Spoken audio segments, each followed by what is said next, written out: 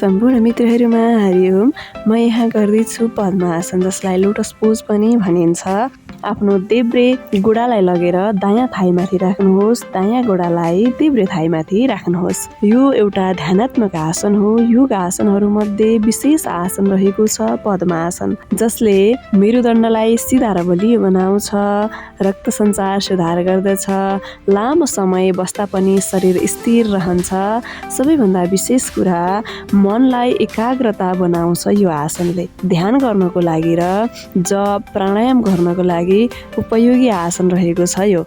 यसले तनाव, चिन्ता र अशान्ति कम गर्छ, स्मरण शक्ति बढाउँछ, ध्यान शक्ति बढाउँछ, चक्रहरूलाई सक्रिय गर्छ, विशेष गरी मूलाधार चक्र र सहस्रार चक्रलाई एक्टिभ बनाउँछ। आत्मचिन्तन र दिव्य अनुभूतिको लागि विशेष आसन रहेको छ।